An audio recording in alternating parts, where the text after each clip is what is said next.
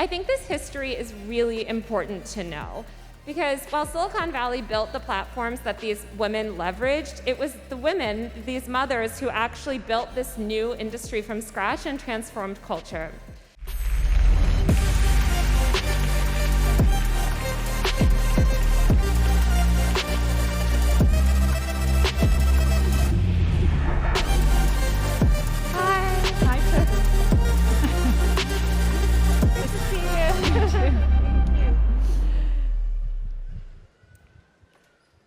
Okay. Hi, everyone. Let's see if you can see it. As she mentioned, my name is Taylor Lorenz. I'm best known for covering the content creator industry. And I want to talk to you today a little bit about how it began.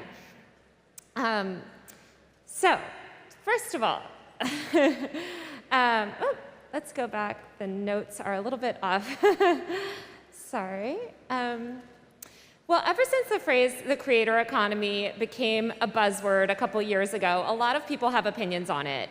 We see influencers reshaping really every aspect of our world, but a lot of us don't have a great idea about where the creator economy originated. Or maybe they think it started with YouTubers. Of course, Silicon Valley will tell you that it was their creation. They have a whole narrative about the tech platforms that they built and the economic opportunities that they provided and that they alone saw and pioneered. But while these corporations and narratives play really well in tech circles, that's actually not what happened at all. In fact, many of these Silicon Valley billionaires who invented the very social platforms that we use didn't really anticipate how these products would evolve. This is especially true with social products. The rise of social media has been particularly life-changing for many that have been historically shut out of legacy media institutions. The creativity and tenacity of online creators has challenged traditional gatekeepers, and over the past 2 decades, this unprecedentedly innovative community of users has refreshed itself with each platform. So let's talk about where the creator economy came from. To do that, we have to go back to the early 2000s, around the turn of the millennium. Blogs had been a thing for a couple of years, and they were already disrupting the tech and politics world. The Drudge Report was upending the political media ecosystem, at least in the US, along with other blogs like Talking Points Memo, Daily Kos, and others. In the tech sector, gadget and tech bloggers were amassing audiences online and monetizing those audiences through ads. Blogs amassed audiences, disrupted the media, and gave countless people who would otherwise have been excluded from the cultural conversation a voice online. It was the early days of the blogging boom, but these bloggers were using their platforms primarily the way Silicon Valley imagined. They were writing on every subject of the sun. But in the end, the defining figure of the blog era was not the tech blogger or the political cultural commentator or the policy wonk. It was mommy bloggers. As the New York Times noted back then, mommy bloggers were the first independent media voices who spoke directly and exclusively towards mothers. To understand why mommy bloggers, what they were doing was so revelatory, you really have to look at the women's media landscape 25 years ago. Throughout the early 2000s, frank parenting advice was hard to come by. Women's magazines were extremely misogynistic and sort of not very accessible to modern mothers. Home life was supposed to remain private. Family life and children were considered personal matters, and when mothers did discuss these things, it was always within the confines of each other's homes, not really in public. Young mothers of that generation were grappling with changing and really contradictory gender roles, and they found themselves completely forgotten by existing media channels. So, a generation of mothers turned to the internet as readers or writers or both. Blogging gave these women a needed outlet for their creative energy, as well as a way to connect with other women like them. It provided entertainment and camaraderie during a period of life that was all too often isolating and overwhelming. These mothers wrote deeply personal, raw, and unfiltered accounts of the side of motherhood that was not seen in traditional media. They spoke candidly about suffering from things like postpartum depression, struggling to breastfeed, and drinking wine during playtime. No topic was off limits, and many of these women wrote about their mental health struggles for the first time. Reading blog posts from that era, it's actually shocking how mundane a lot of what these women were saying was, at least by today's standards. But back then, it was really revelatory. Today, nearly 20 years later, this super chatty, swear-filled, unfiltered style seems completely normal online. But that is only because mommy bloggers were the first to bring that honesty and candor about motherhood into the public sphere. Mommy bloggers soon realized that in their numbers, they had untapped economic power. People wanted to read their work, millions of people, actually. And in 2004, Heather Armstrong, who was kind of the quintessential pioneering mommy blogger, really the OG creator, decided to start running ads on her blog, Deuce.com. She explained that generating income from the website would help ease her financial pressures, because you have to remember she was doing this basically full-time. Despite her trepidation and candor, her post announcing ads on her blog received a tidal wave of backlash. People were screaming at her. They were like, "Who do you think you are? Why do you think you're important enough to make money online on your website?" Of course, tech and politics blogs at this time were already monetized, but when mothers did it, people became blind with rage. These women were up against age-old stereotypes about women's work, and that it was taboo for mothers to bring money into the conversation about the labor they performed, even when that creative labor was essentially a full-time job. Even though nearly every top mommy blogger worked full-time making content on top of raising their kids, they were stigmatized and targeted with hate. They were villainized by the legacy media, and the term mommy blogger itself is considered by many to be demeaning and misogynistic. People called them narcissists, and what they were doing back then was not normalized the way it is now. Heather Armstrong and others chugged on. Heather herself began to land bigger and bigger, more high-profile deals with Suave shampoo and other consumer brands. This was shockingly unheard of at the time, but by the late 2010s, as the content creator industry progressed, the concept of an Instagram husband emerged, and people started to understand that content creation was actual work that required help. Oh, there we go. Heather's decision to monetize her blog also rippled across the internet. Other mothers began monetizing their blogs too, and in doing so, they single-handedly established a model for online creators that still lives on today. The mommy blogging world was an unexpected but perfect setting for this new online creator industry to emerge. While the largest blogs on the internet were aggregating links and publishing stories and takes, mommy bloggers were directly and personality-driven and intimate. The right mommy blogger could reach hundreds of thousands of women who were previously impossible to reach at scale in such a highly personalized way.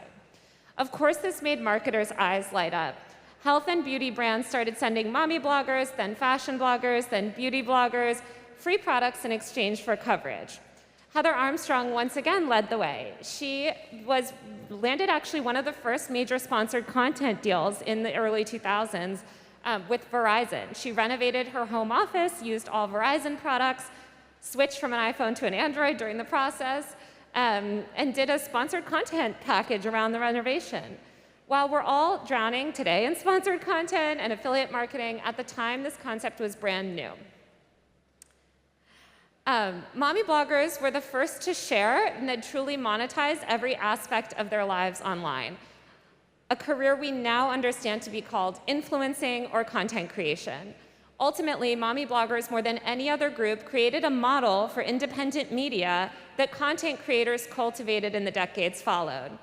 They were among the first people to post candidly, commodify their lives on the internet, and monetize it. They stumbled upon internet fame and bushwhacked their path through it, creating a massive successful businesses in the process. They did so by embracing several sort of pioneering techniques. They embraced a bunch of variety of content formats, eventually moving from blog posts to video to podcast to social media, creating a diverse audience catering to diverse audience preferences and consumption habits. This diversification allowed them to reach audiences across multiple platforms and engage with followers in new and interesting ways. For instance, vlogs allowed an intimate glimpse into the lives of mommy bloggers, while Instagram provided a visually appealing platform for snapshots of motherhood. When formats evolved, the women were quick to adapt to platform-specific trends and features and in order to stay relevant in an ever-changing digital landscape. Transparency was also paramount. These women openly disclosed sponsored content and affiliate partnerships to maintain trust and credibility with their audience. I think this history is really important to know, because while Silicon Valley built the platforms that these women leveraged, it was the women, these mothers, who actually built this new industry from scratch and transformed culture. When we think about the influence or content creator industry, a lot of people think of it sometimes quite negatively.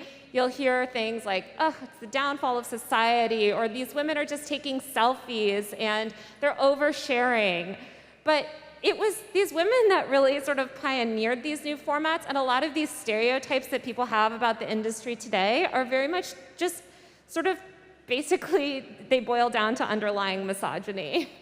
And while men like Mr. Beast and David Dobrik and others are lauded for productizing themselves, taking their content empires and launching things like a pizza brand or a chocolate company, mommy bloggers who were first to create food lines, beauty vloggers launched their own makeup brands, and generations of other female influencers who have been written out of the history books pioneered products.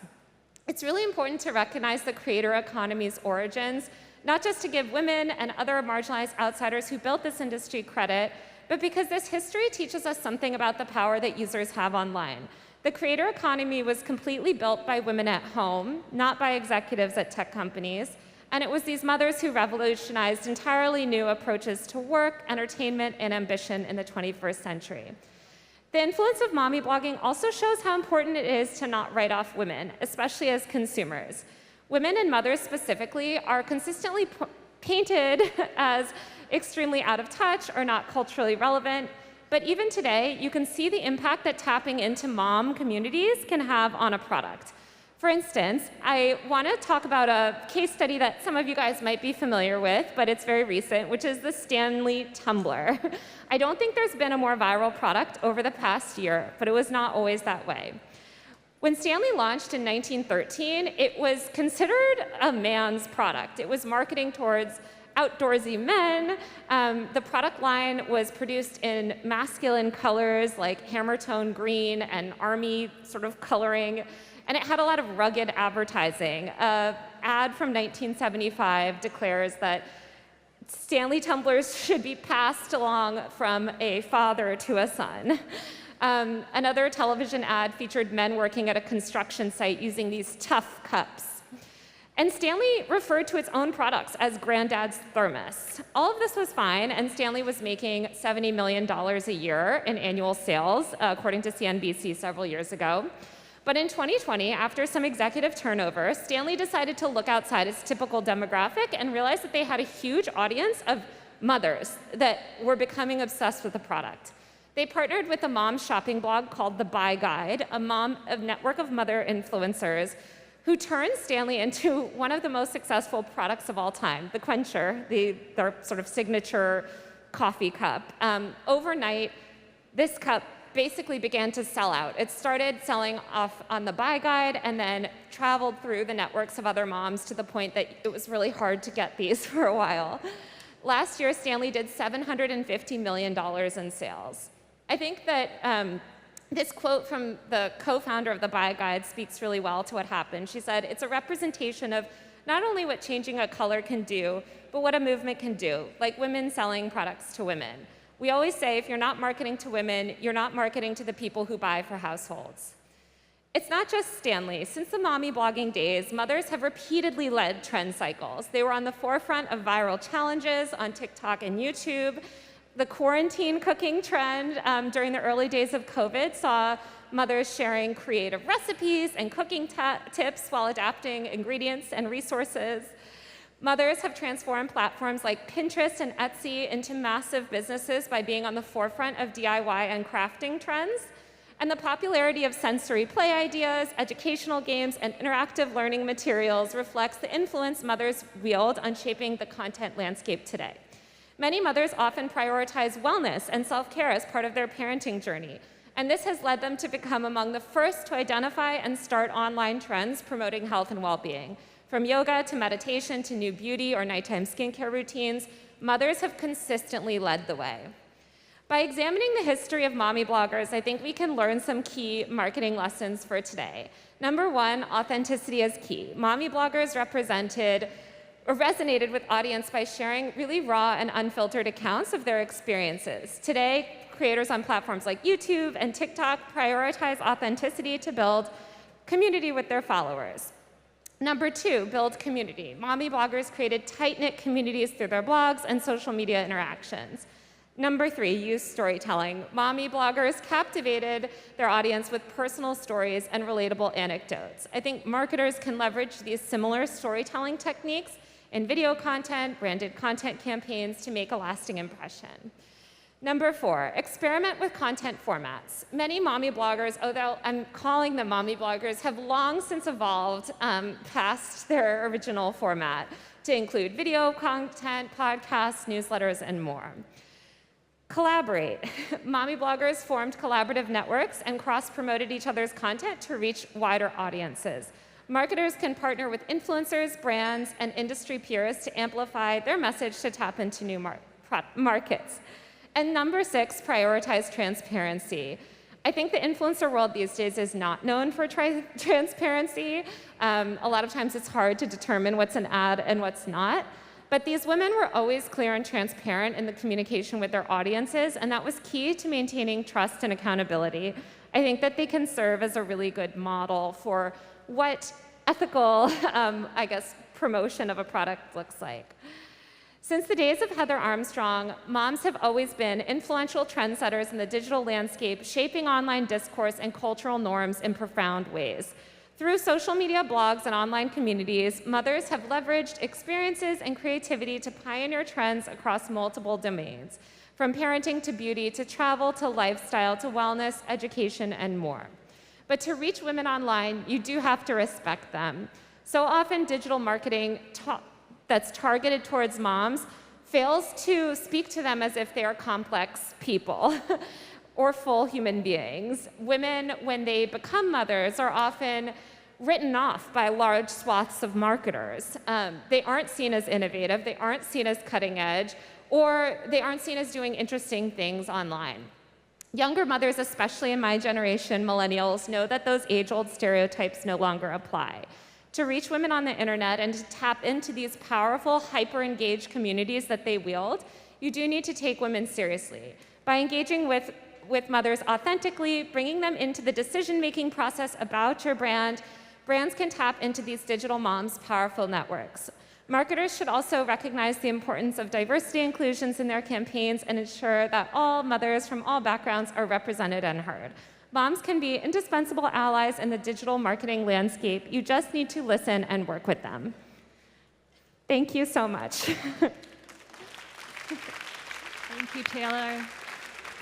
Yeah, I mean, I think the stat is that mothers or women in the household control over 70% of household spending, so a brand or a company would overlook that to their peril. Yeah, I think also mothers, they're solely usually marketed to as mothers. Yeah. And it's always like, oh, think of your children and stuff. And people forget that mothers have complex lives. They like to go out, they like to have fun, they like to shop for themselves. And it's just interesting to kind of look back at this history and realize how really forward-thinking a lot of these communities have been. Yeah, we're all multidimensional. Just want to check in with the bar to see if maybe we have time for one question.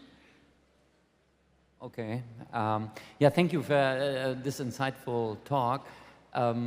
Drawing a little bit on the more positive side of the blogging, because I also know of women who feel intimidated by other mothers who are showing off their perfect life, so maybe the more authentic or real perspective is good here. But my question is regarding the business model of the mommy blogger.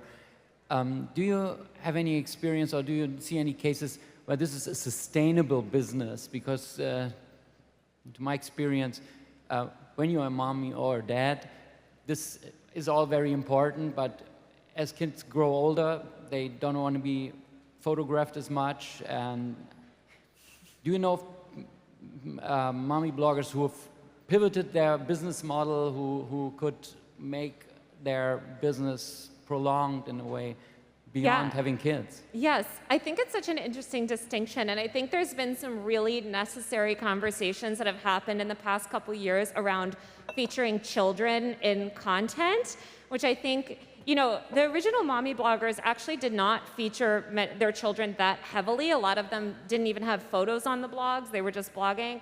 I think as we move to more visual forms of medium, you have these moms that are sometimes quite irresponsible by posting too much almost about their children.